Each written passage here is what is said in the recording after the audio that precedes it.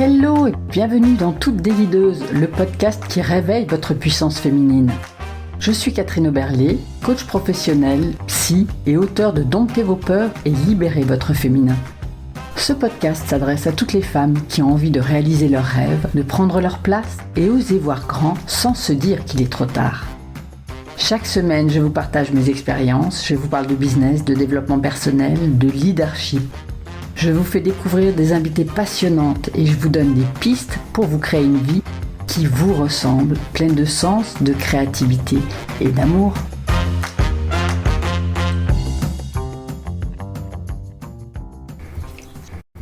Alors dans cet épisode 1, on va commencer par les basiques et voir pourquoi il est si difficile pour certaines femmes de se mettre en avant, d'oser se montrer. Le but de cet épisode est de vous donner des clés pour arrêter d'avoir peur, mais aussi arrêter de culpabiliser et comprendre les mécanismes qui sont en place afin de pouvoir agir dessus.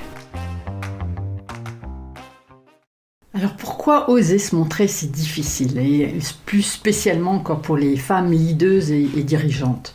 Il y a plusieurs choses, mais déjà la première, c'est que oser se montrer, alors que ce soit lors d'une prise de parole en public, en vidéo ou lors d'une interview, c'est toujours à la base prendre un risque. Et dès qu'il est question de risque, notre cerveau se met en surchauffe, il a tendance à bugger, il y a une avalanche de peurs qui sont activées. Alors pourquoi cette difficulté est accentuée pour les femmes? Et je vais parler un peu de la différence entre les hommes et les femmes. En fait, ça vient de notre éducation. Là où les petits garçons sont éduqués avec des paroles soutenantes qui vont les inciter et les inviter à être audacieux, à y aller, à oser, prendre leur place, alors des petites phrases du type « Allez, vas-y, n'aie pas peur, montre ce que tu sais faire, tu es un garçon, montre-leur que tu as des... » Point de suspension. Nous, les filles, on a plutôt grandi avec des injonctions du type ne te fais pas remarquer, ne parle pas trop fort, ne fais pas de bruit, ou encore ne prends pas trop de place. Parfois même, ça a été mon cas, ça a été laisse la place à ton frère. C'est comme s'il y avait toujours un danger qui planait sur nous, qu'il fallait éviter de toutes les manières possibles. Et la plus évidente, c'était de ne pas se faire remarquer, de rester dans l'ombre. Alors aujourd'hui, il est question pour les femmes de prendre notre place, de faire entendre notre voix. Nous devons faire vraiment un travail de libération de ces peurs, de réussir à sortir de ces moules trop étroits et d'oser. Mais bon, on est bien d'accord, c'est plus facile à dire qu'à faire. Il y a eu tellement de conditionnements, ces conditionnements qui nous rendent la vie plus difficile, mais il faut bien comprendre que ce n'est pas impossible de s'en défaire. Et la première chose à faire, c'est déjà d'en prendre conscience, de s'en rendre compte. Et après, ça va vraiment être une question d'entraînement. Pour ma part, lorsque j'ai tourné par exemple mes premières vidéos, j'avais vraiment cette petite voix intérieure que j'ai appelée mon gremlins qui s'agitait dans tous les sens. C'était mais que vont penser tes clients et ta famille si elles te voyaient, et tes anciens collègues ou tes employés, ceux qui t'ont connu finalement à une autre période de ta vie, ils ne vont pas comprendre. Ils vont penser que tu es rentré dans une secte. Voilà, des choses même que j'ai entendues venant de la part de mes parents. Donc, il y a cette petite voix qui tourne et qui pourrait nous empêcher d'avancer. Et à la longue, il faut bien comprendre que c'est épuisant aussi parce que ça crée un conflit intérieur en fait. Donc, c'est là où c'est important de tenir bon, de ne pas lâcher, de continuer. Moi, j'ai compris que cette voix, en fait, c'était pas moi. C'était la voix de ma maman qui était toujours angoissée, qui avait toujours tendance à avoir des projections négatives sur la vie et qui voyait du danger partout. Et en fait, j'avais ce qu'on appelle, nous, introjecté cette voix, cette part d'elle-même. Et donc, j'ai appris à la gérer, j'ai appris à m'en détacher, surtout à ne pas m'identifier à elle et à me faire confiance. Donc, un jour, je me suis dit, ok, si je reçois un commentaire négatif, c'est pas la fin du monde. Le ciel ne va pas me tomber sur la tête et je serai capable de le gérer. Mais ça, c'est d'ailleurs une question qui revient souvent dans mes accompagnements. Personnes qui me disent « Ah oui, mais si je reçois un commentaire négatif, qu'est-ce que je fais ? Comment je le gère ? Est-ce que je réponds ou pas ?» Voilà, donc c'est normal aussi que ces questions soient présentes et c'est plutôt positif de se les poser. Mais moi, ce que je conseille souvent à mes clientes, c'est de ne pas anticiper ce moment, de ne pas se projeter dans du négatif, ça ne sert à rien. Et sinon, on va rester bloqué dans nos peurs. Donc ça va être de traiter les problèmes au cas par cas, au jour le jour. Et entre nous, moi, le premier message que j'ai reçu de quelqu'un qui m'avait connu dans un autre environnement, un autre moment de ma vie, ça a été un message super positif. En fait, la personne me félicitait de ce changement et de mon engagement auprès des femmes. Donc, c'était plutôt des phrases du type « c'est super ce que tu fais, bravo, continue ». Donc, oser se montrer, ça peut être très positif. Et c'est aussi, d'une certaine manière, oser sortir du rang. Alors c'est vrai que là aussi, dans les conditionnements qu'on a reçus, ce qu'on entend souvent, et ce que me disent souvent mes clientes, c'est j'ai l'impression que j'ai pas le droit de me mettre en avant, que je vais être punie, ou qu'il va m'arriver quelque chose de négatif. Et on en revient à ce que je disais tout à l'heure, c'est en fait je devrais rester à ma place, pas me faire remarquer, sous-entendu, c'est dangereux pour une femme de se faire voir. Il y a vraiment toujours en filigrane cette peur de se faire régresser. D'ailleurs, vous pourrez me dire en commentaire si ça vous parle.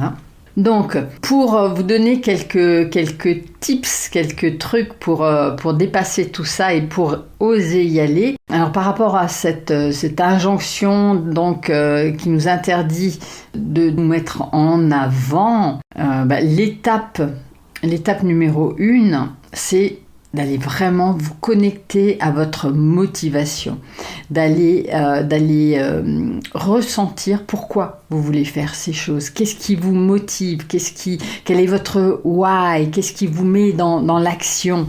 Parce que oui, oser se montrer, c'est aussi prendre le risque de se montrer dans son imperfection. Donc c'est oser se montrer tel que l'on est, dans une parfaite imperfection, j'aime bien dire. C'est s'exposer, c'est vrai, c'est se donner à voir tel que nous sommes. Donc ça demande quand même qu'il y ait une base assez solide, ça demande qu'il y ait une certaine dose quand même de confiance en soi qui va permettre de s'ériger, de se montrer tel que l'on est. En fait, ce qui est présent aussi, c'est que parfois on a l'impression de donner à voir quelque chose de nous qu'on n'aimerait pas que les autres voient, quelque chose de personnel ou d'intime, et c'est pour cela que c'est difficile. Alors il s'agit de bien comprendre que les autres ne verront ou n'entendront que ce que nous voulons bien leur montrer. Et que là, c'est vraiment à nous aussi de faire la part des choses et de bien définir ce qui est OK pour nous. Parce que les autres, c'est vraiment leur attribuer trop de pouvoir, de s'imaginer qu'ils ont la faculté de voir en nous. Ça, c'est un fantasme, c'est pas possible. Donc, c'est vraiment se reconnecter à la réalité et c'est accepter aussi de ne pas plaire à tout le monde. C'est accepter d'être jugé, critiqué, mais aussi d'être aimé. Donc, pour résumer un peu de quoi vous avez besoin pour y arriver, en fait, moi j'ai repéré 2 choses importantes. C'est ce que je vous ai déjà dit, c'est donc travailler sur sa sécurité intérieure, c'est-à-dire se détacher de ses conditionnements, prendre conscience de notre potentiel, sentir de quoi nous sommes capables, mais aussi que nous sommes capables de prendre soin de nous, de nous défendre, et que nous sommes plus puissantes que nous le pensons.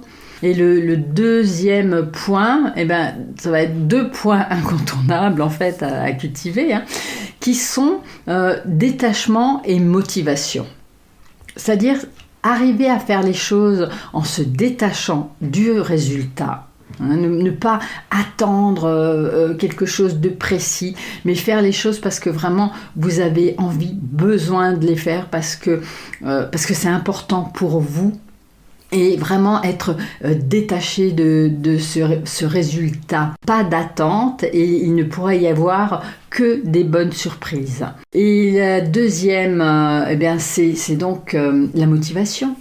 C'est si vous êtes vraiment connecté à votre motivation, à ce qui vous fait vibrer, ce qui vous donne envie chaque jour de vous lever, eh bien les choses seront beaucoup plus faciles pour dépasser les difficultés. Parce que dans toutes les vies, dans tout job, il y a des difficultés.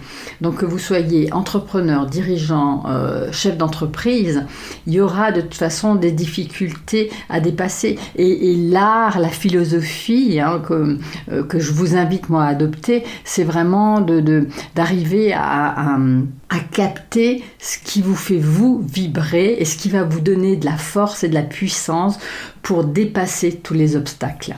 Donc si vous êtes dans cette catégorie de personnes, donc les leaders, entrepreneurs, chefs d'entreprise, que vous avez besoin d'être accompagnés dans le déploiement de votre visibilité, eh bien n'hésitez pas à me contacter. Je vais mettre quelque part sous ce podcast, sous cette vidéo, un lien pour me contacter. Prenez rendez-vous et on va en discuter ensemble. On va pouvoir faire un point, voir quels sont vos besoins et comment je peux vous accompagner là-dessus. En attendant, je vous dis bye bye, à très bientôt et prenez soin de vous. Merci beaucoup d'avoir écouté cet épisode jusqu'au bout. Si vous avez envie de soutenir ce podcast, laissez-moi un commentaire ou mettez 5 étoiles sur votre plateforme préférée. Et si vous voulez rester en lien, abonnez-vous à ma newsletter pour avoir encore plus de conseils. Vous trouverez le lien sous l'audio. À bientôt pour un nouvel épisode de Toutes des Leadeuses, le podcast qui réveille votre puissance féminine.